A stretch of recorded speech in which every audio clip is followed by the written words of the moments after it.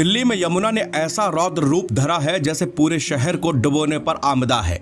दशकों का रिकॉर्ड टूट गया, जलस्तर 208 मीटर के भी पार पहुंच गया है। हालांकि राहत की बात यह है कि बीते 2 दिनों से दिल्ली में बारिश नहीं हुई, जिसके बाद जलस्तर में धीमे धीमे कमी आ रही है।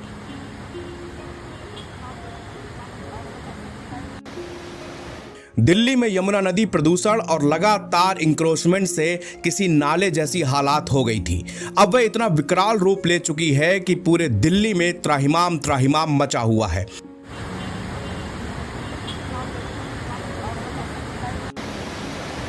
इंसानी अतिक्रमण पर कैसे कुदरत अपना बुलडोजर चला रही है। आज यमुना नदी का पानी जब लाल किले तक पहुंचा तो लोग घबरा गए हैं।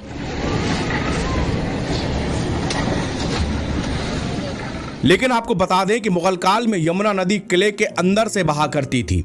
आपको भले ही आज हैरानी हो रही हो या फिर बाढ़ के बाद जिंदगी अस्त व्यस्त हो गई हो, मगर ये तस्वीर तस्दीक करती है कि यमुना आज जहां बह रही है कभी वो उसका रास्ता हुआ करता था, या यूं कहें कि यमुना का घर हुआ करता था।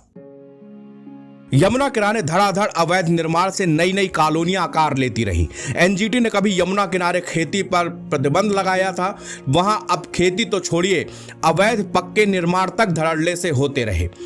दिल्ली डेवलपमेंट अथॉरिटी ने 2020 में एनजीटी को एक रिपोर्ट सौंपी थी, जिसके मुताबिक यमुना में फ्लड प्लान में करीब 960 हेक्टेयर जमीन पर अतिक्रमण हो चुका था। यहां तक कि सरकार भी यमुना के आंचल में निर्माण से नहीं हिचकी।